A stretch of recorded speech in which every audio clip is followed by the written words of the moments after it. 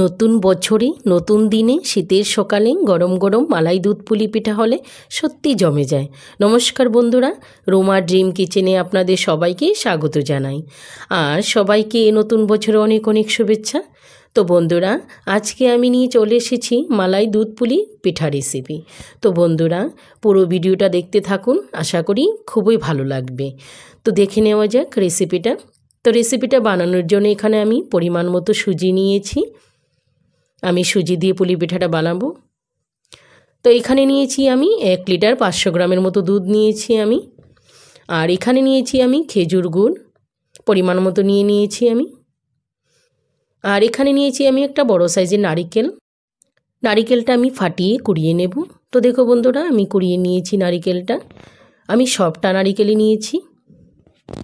তো দেখো বন্ধুরা, পুরো গোটা একটা নারিকেল নিয়েছি আমি এখানে। তো এখানে আমি প্যানটা বসিয়ে দিয়েছি। আমি আধা কাপ পরিমাণ জল দিয়ে দিয়েছি। এখন আমি গুড়টা দিয়ে দেব। ভালোভাবে আমি গুড়টা পাকিয়ে নেব। তো দেখো বন্ধুরা, চিনি সাইজে আমি ভেঙে ভালোভাবে গুড়টা পাকিয়ে নেব। তো দেখো বন্ধুরা, মোটামুটিভাবে গুড়টা পাকিয়ে নিয়েছি। এখন আমি নারিকেলটা অ্যাড করে দেব। তো আমি সবগুলো নারিকেল অ্যাড করে দিয়েছি। দিয়ে আমি আবারও ভালো করে চিনি দিয়ে নাড়তে থাকবো। তো দেখো বন্ধুরা, মোটামুটিভাবে আমার নারিকেল আর গুড়টা পাকানো হয়ে গেছে। এখন আমি উঠিয়ে নেব। এখানে আমি উঠিয়ে নিয়েছি। এখন আমি একটা প্যান বসিয়ে দেব। এখানে আমি পরিমাণ মতো 2 কাপ জল দিয়ে দেব। আর দিয়ে দেব ছোটো চামচে 1 চামচ পরিমাণ লবণ দিয়ে আমি ভালো করে জলটা ফুটিয়ে নেব। তো এখন আমি সুজিটা অল্প অল্প করে ঢেলে দেব। এই সময়ে গ্যাসের ফ্লেমটা আমি লো রেখেছি। তো এখন আমি সুজিটা ভালোভাবে মিলিয়ে নেব। তো দেখো বন্ধুরা, এখানে আমি সুজিটা ভালোভাবে মিলিয়ে নিয়েছি। এখন আমি উঠিয়ে নেব। তো এখানে বন্ধুরা 5 মিনিটের মতো আমি মোটামুটিভাবে ঠান্ডা করে নেব। এখন আমি ভালো করে হাতে মেখে একটা ডো বানিয়ে নেব। তো দেখো বন্ধুরা, কত সুন্দর সফট হয়েছে। আমি ডোটা বানিয়ে নিয়েছি। এখন আমি দুটো লেচি কেটে নেব। ভালোভাবে আমি 2 হাতে আবারও মুছে নেব। এখন আমি পুলি পিঠার জন্য গোল গোল করে লেচি কেটে নেব। এখন হাতের সাহায্যে করে গোল গোল করে নেব। তো দেখো বন্ধুরা, আমি মোটামুটিভাবে গোল গোল করে নিয়েছি অনেকগুলো। এখন আমি এখানে আটা নিয়েছি অল্প করে। তো এখানে আমি হাতের সাহায্যে আঙ্গুলের সাহায্যে করে আমি পুলি পিঠার জন্য শেপ দিয়ে দেব। তো দেখো বন্ধুরা, কত সুন্দর করে আমি শেপটা দিয়ে দিয়েছি।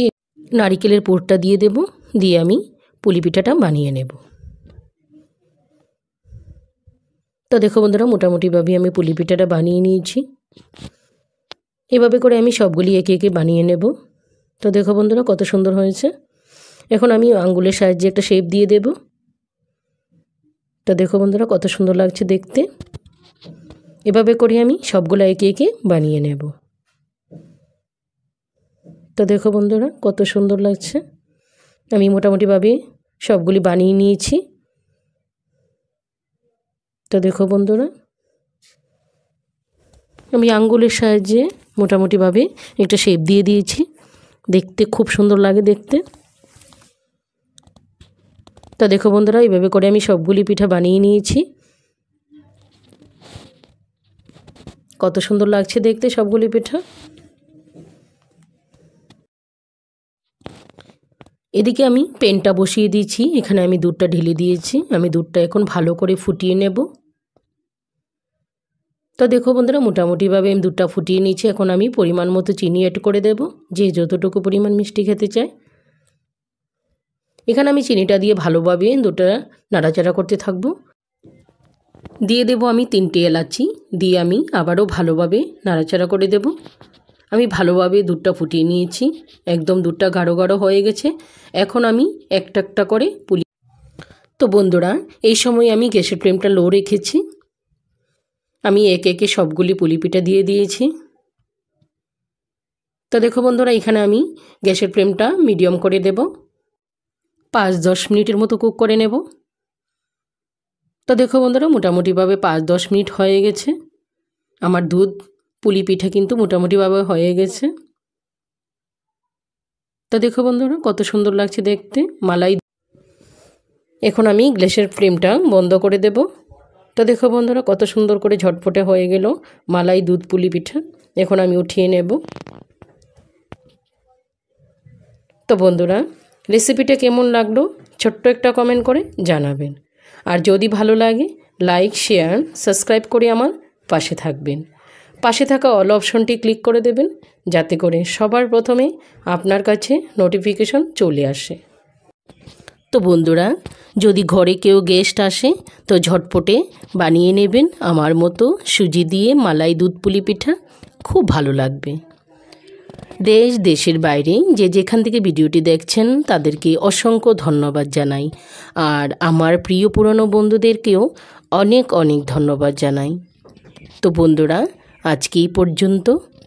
আবার দেখা হবে নতুন কোনো রেসিপির সঙ্গে। সবাই ভালো থাকেন, সুস্থ থাকেন।